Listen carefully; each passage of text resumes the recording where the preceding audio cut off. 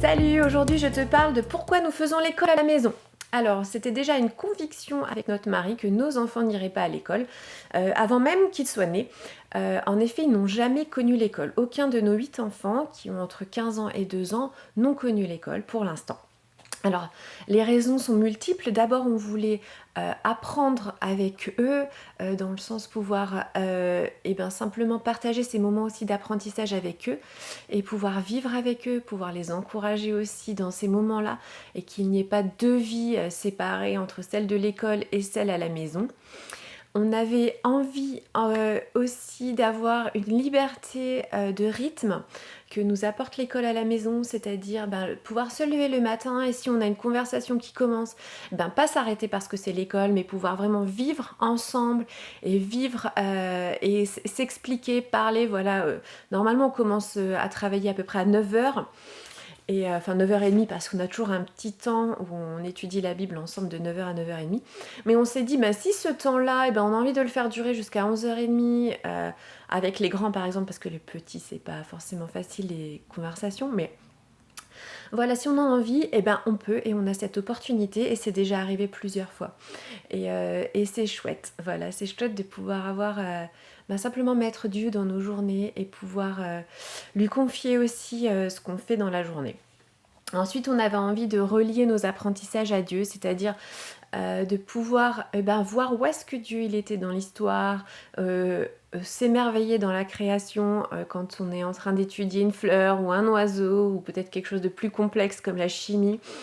Parce qu'on a plusieurs niveaux scolaires, on a 4 maternelles et puis 4 qui... 2 qui viennent de passer le bac de français, 2 qui ont passé le brevet, donc tu vois, on a un grand écart d'âge au niveau de nos enfants. Et on avait envie de cette liberté-là, qu'on trouvait vraiment chouette, voilà, de pouvoir aussi partir avec eux quand ça nous chantait, pouvoir simplement partir hors période de vacances scolaires par exemple, et vivre avec eux une liberté de rythme assez agréable, il faut le dire. On voulait aussi simplement prier avec nos enfants et voir qu'est-ce que Dieu il avait mis comme don et comme capacité à l'intérieur de nos enfants pour pouvoir les développer. Je m'explique. À l'école, souvent, ce qui est noté, ce sont les maths, le français, très peu les arts, très peu les caractères aussi, si on est serviable. Si on est doué finalement en art, on n'a pas trop la possibilité de se développer. Si on a envie de faire la couture dès le primaire, c'est pas du tout des dons et des capacités qui sont, je vais dire, valorisées. Et on n'avait pas envie de mettre une échelle de valeur, par exemple, si quelqu'un est doué en informatique et en coiffure, pourquoi finalement l'informatique, vu qu'il est mieux payé, il aurait plus de valeur que le don de coiffure. Et c'est ce qu'on avait envie simplement qu'il n'ait pas cette échelle de valeur que l'école peut mettre, de bonne volonté ou pas de bonne volonté. Je dis pas qu'ils font exprès, mais il y a quand même ces domaines qui sont plus valorisés que d'autres.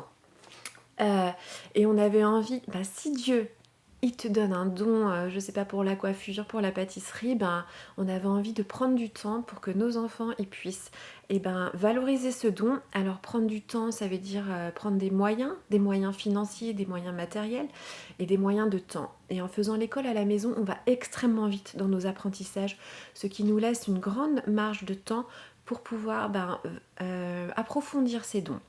Alors c'est un peu ce qui se passe puisque notre aîné il est très très intéressé par l'informatique. Donc au fur et à mesure on lui donne des outils ou des logiciels qui lui permettent d'approfondir son intérêt. Notre deuxième c'est une fille, elle aime beaucoup pâtisser et donc on lui permet de prendre du temps pour ça et au fur et à mesure on l'équipe en matériel ou en produits etc. pour qu'elle puisse aller de plus en plus loin dans ses dons et dans ce qu'elle a envie de faire. Et l'école à la maison nous permet ça parce que je pense pas qu'on puisse faire 2 après-midi ou 3 après-midi de pâtisserie par semaine quand on est scolarisé. On est extrêmement libre aussi le soir à 16h, 16h30, il n'y a plus de devoirs, il n'y a plus rien.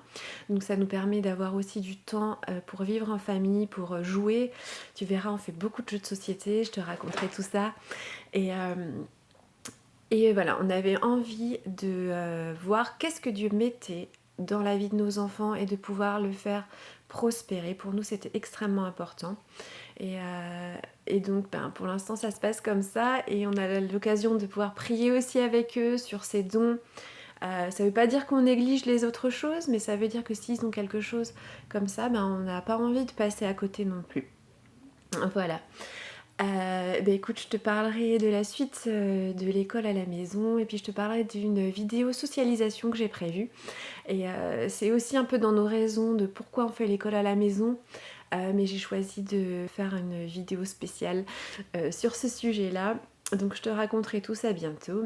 Et je te remercie beaucoup de m'avoir écouté, puis à bientôt. Salut!